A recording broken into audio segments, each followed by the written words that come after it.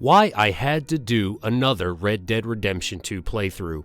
Red Dead Redemption 2 is a masterpiece of narrative depth, where player choices shape not just the world but the soul of the protagonist, Arthur Morgan. Yet after completing a low-honor playthrough, embracing the role of a ruthless outlaw, I found the experience hollow, disconnected from the game's emotional core. The story's themes of regret, loyalty, and redemption demand a high-honor path to truly resonate.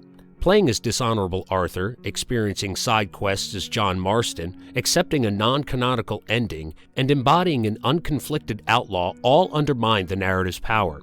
This compelled me to restart with high honor, restoring the game's intended impact. In this video, I elaborate on each reason, exploring how these elements clash with RDR2's design and why an honorable redo feels essential. Dishonorable Arthur lacks a true redemption arc.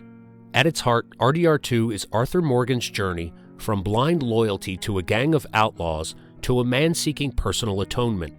A high-honor playthrough allows this arc to unfold organically. Arthur begins as a hardened enforcer, but through acts of kindness, helping strangers, sparing lives, and reflecting in his journal, gradually awakens to the futility of his life. Even if he ultimately sacrifices himself for John Marston, this evolution provides catharsis. The low honor path, however, flattens this into more survivalism. I'm a survivor, Blacklog!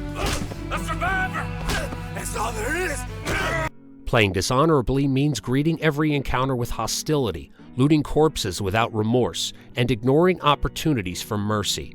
Being a little quick to the gun might add grit, but escalating to full chaos, robbing innocents, antagonizing townfolk, and skipping honor-boosting missions transforms Arthur into a sociopath. His journal entries turn cynical and self-justifying, devoid of the introspective doubt that defines him. The ending, where he helps John escape, feels tacked on rather than earned. There's no internal conflict driving the act, just habitual gang loyalty. Without the redemption arc, Arthur ceases to be the tragic figure Rockstar crafted, a man haunted by his past, and becomes a generic villain. The dissonance erodes the story's emotional weight, making the playthrough feel like a betrayal of Arthur's character. Restarting with high honor revives that arc, allowing his growth to mirror the game's themes and deliver the intended payoff. Side quests lose their heart when played as John. RDR2 side quests are narrative gems, often more poignant than the main story because they center on Arthur's humanity. Strangers like Hamish Sinclair or Charlotte Balfour reveal Arthur's softer side, his quiet compassion amid violence, and tied directly into journal reflections and honor system. Performing these as John in the epilogue disrupts this intimacy. Many quests are scripted with Arthur in mind. Dialogue references with his tuberculosis, his bond with the gang, or his evolving worldview. As John, years later, the same lines ring hollow. The urgency of Arthur's impending death is absent, replaced by John's more pragmatic, family man perspective.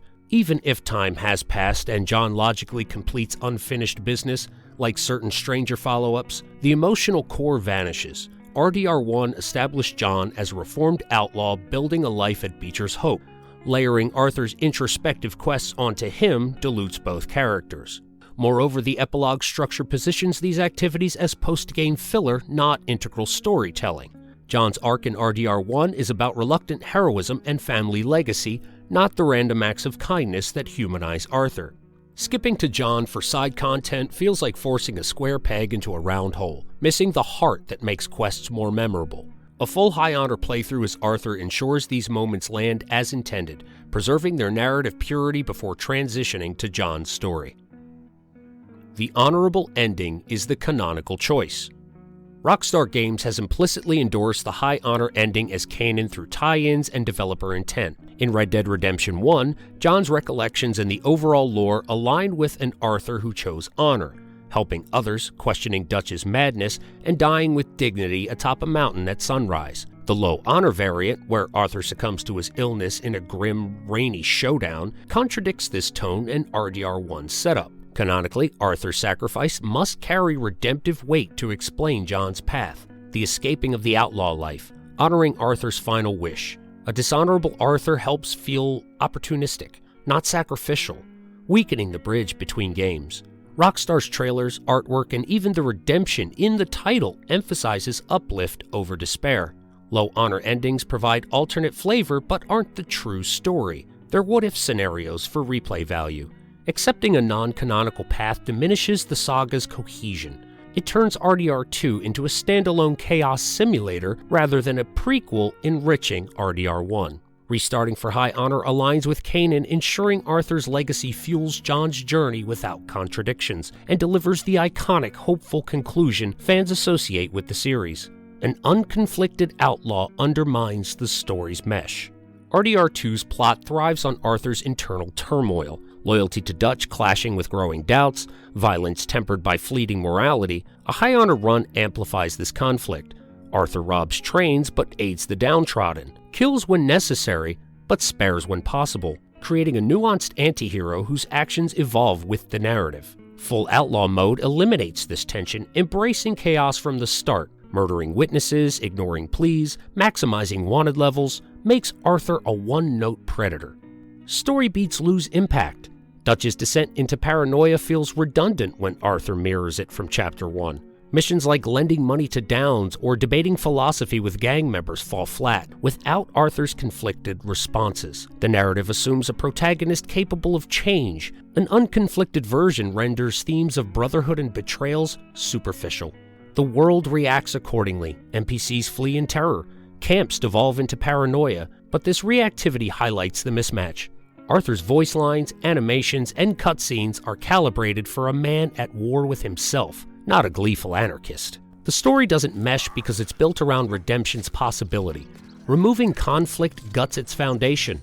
An honorable playthrough restores this synergy, letting Arthur's actions harmonize with the plot's emotional rhythm. In conclusion, embracing honor for the full redemption. My low honor detour through Red Dead Redemption 2 was a fascinating experiment in player agency, but it ultimately fractured the experience. Dishonorable Arthur lacked redemption's grace. Side quests as John missed their soul. The ending strayed from Kanan, and the unconflicted outlaw life clashed with the story's design. These flaws didn't just alter gameplay, they diminished the profound tragedy and hope that makes RDR2 endearing. Restarting with high honor isn't about min-maxing mechanics, it's about honoring the narrative vision. Arthur's journal fills with poetry and regret. Strangers become lifelines to humanity, and his final breath echoes with purpose. Only then does the title's promise ring true. Redemption. Hard-won and heartbreaking. In a game where every choice matters, choosing honor isn't restrictive, it's revelatory, transforming a second playthrough into the definitive one. Guys, thank you so much if you made it this far. My name's James. You're watching The Dark Knight of Thrones. If you like this video at all, please don't forget to give it a like. Let us know what you think in the comments, and to stay on top of all awesome entertainment content, make sure you hit that subscribe button. Once again, I'm James. You're watching The Dark Knight of Thrones. To all my cowpoke gunslingers and dancing gals alike, we shall see you next time.